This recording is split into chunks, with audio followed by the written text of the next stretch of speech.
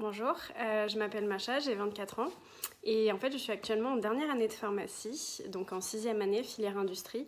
C'est une filière qui est relativement large puisque j'ai pu en fait faire le choix de faire en parallèle de ma dernière année un Master 2 en santé publique internationale à l'ISPED, qui est un institut de santé publique d'épidémiologie et de développement pour développer des connaissances donc autour des questions de santé publique adaptées donc à l'international. Cette annonce de confinement a réellement bouleversé tous mes plans parce qu'à la base je devais partir en Afrique du Sud pour faire un stage en fait sur l'accès aux soins des minorités de genre et minorités sexuelles, donc sur la communauté LGBT. Et je devais partir le 31 mars faire un stage de 5 mois dans une unité de recherche, donc en Afrique du Sud, dans une université là-bas sur place. Et j'avais commencé à déménager mon appartement. Donc depuis, je vis dans un appartement à moitié déménagé, avec toutes mes affaires dans les cartons. Donc c'est un petit peu la galère, c'est clair. On a pu me proposer un stage pour valider donc la fin de mon cursus, la fin de mon master. Donc je vais travailler sur un essai clinique qui s'appelle Coverage, qui est en fait un essai clinique ambulatoire, donc chez le patient directement, pour en fait comparer différents traitements chez ces patients de plus de 65 ans atteints du Covid.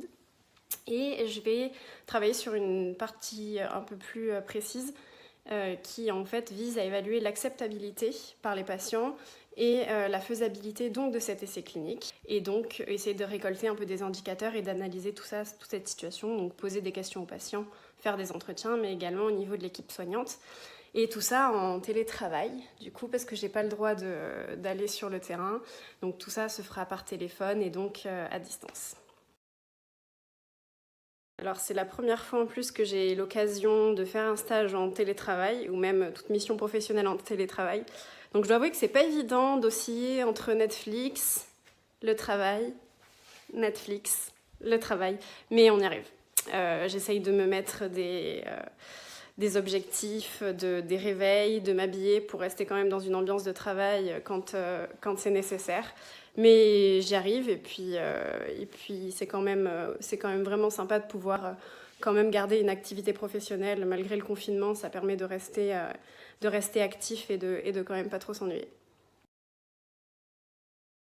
Et puis pendant ce confinement, surtout, n'hésitez pas à soutenir des petits producteurs locaux qui peuvent vous livrer des fruits, des légumes ou même des huîtres. Et ça, c'est vraiment bien. Et ça leur permet un peu de continuer à tourner pendant cette période qui est très compliquée pour eux. Donc voilà, n'hésitez pas. Il y a plein d'infos sur Internet pour ça.